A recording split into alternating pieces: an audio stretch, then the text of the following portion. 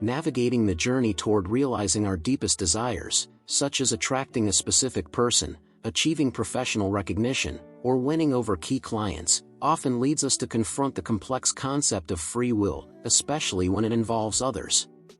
My thorough exploration of Neville Goddard's teachings has revealed a fascinating insight into how free will operates within our existence. Essentially, our reality serves as a mirror, reflecting our inner state. In this discussion, I'll clarify how free will integrates with Goddard's principles of the world as a reflection of oneself, imagination, and the law of assumption. Moreover, I'll share a personal manifestation success story that highlights the idea that free will doesn't exist in ourselves or others but is entirely rooted in our imagination. If you're eager to harness free will to enhance your manifestation efforts, keep watching. Understanding the role of imagination is crucial. Neville Goddard considered imagination a divine faculty.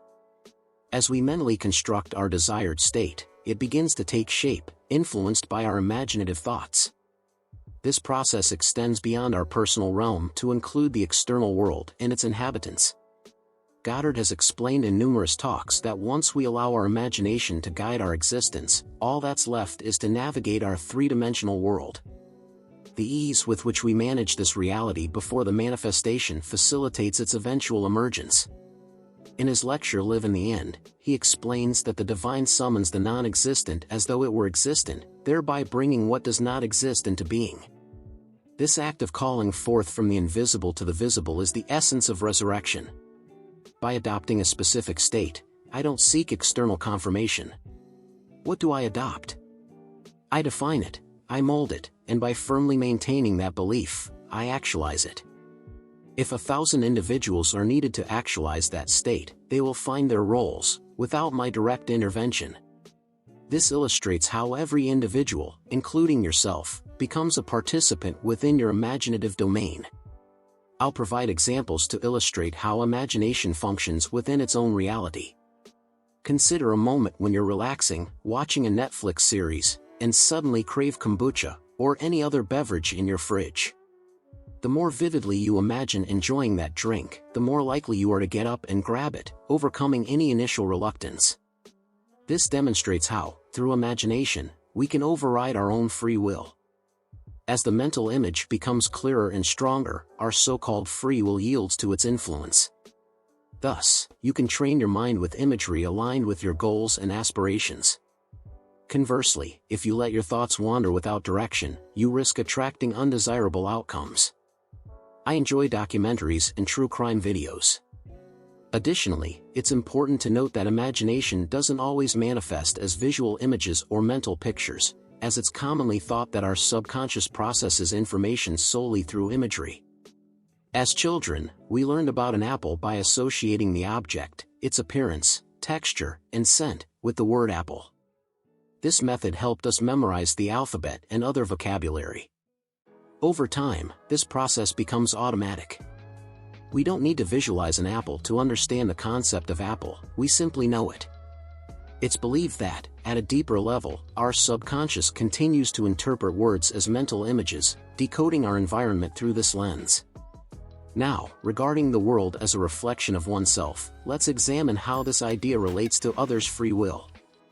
Everyone in our reality acts in accordance with our beliefs, thoughts, and mental images we hold about them and ourselves. Everything we experience is essentially a reflection of our prior beliefs and assumptions. When contemplating others' free will, we often wonder about our capacity to influence. We might think altering our habits or traits is manageable, but see external conditions, like our job situation or people beyond our immediate control, as fixed. However, I've discovered that by unleashing our imagination without limits, and through visualization or affirming our desires, we indeed have the ability to affect others as well. This is accomplished by harnessing the power of our imagination, acting as if our desires have already been fulfilled, even when involving other people. Don't worry about whether others are changing. What we currently observe is just one of many possible realities. These alternatives exist here and now. This is what Goddard meant by creation is finished. All conceivable realities we can imagine are already present. When we manifest something external, like relationships or job opportunities, we're not changing anyone or ourselves. We're aligning with a reality where our desires are met as we wish. Reality transurfing refers to this as the space of variations. Through my affirmation and visualization, unobstructed by my own barriers, I achieve my desire.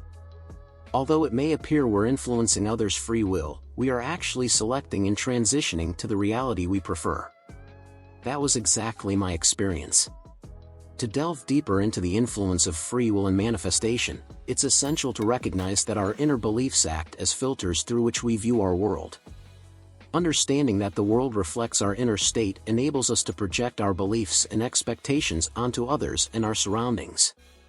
Imagination, as Goddard describes it, the divine in action, becomes a key instrument for change. Imagination is not merely fantasizing about potential futures, it's an active force shaping our present reality. When we consciously engage our imagination, we choose from the countless potential realities within the space of variations. By focusing on this selected vision, we begin to resonate with the frequency of that reality, attracting it towards us. This concept is supported by the law of assumption, which posits that by feeling our wish is already fulfilled, we send a clear signal to the universe. By creating an emotional connection with our goal, as if it has already materialized, we align our thoughts and actions with that reality, increasing its manifestation in the physical world. Therefore, when it appears we're manipulating free will, what we're actually observing is our imagination's ability to select and bring forth an existing reality within the space of variations. It's not about coercing others against their will but about choosing to inhabit a version of reality that matches our internal projections. Realizing that each person in our lives is a reflection of our internal beliefs empowers us to take greater responsibility for our experiences. This isn't a burden but an opportunity to utilize our creative potential, knowing that changing our inner world naturally alters the external. This insight is crucial not only for personal manifestations but also as an empowering reminder of our innate capacity to enhance our lives and those around us. By embracing and practicing these teachings, we begin to live with intention and purpose, creating a reality that reflects our highest ideals and desires. For those struggling with manifesting desires or understanding free will, remember the pivotal role of imagination in sculpting our reality. Every individual we encounter mirrors our capacity for imagination. By embracing infinite possibilities, we can achieve the life we truly desire. Thank you to all viewers for joining this exploration, and I hope you've gained valuable insights into the interplay between free will, imagination, and manifestation.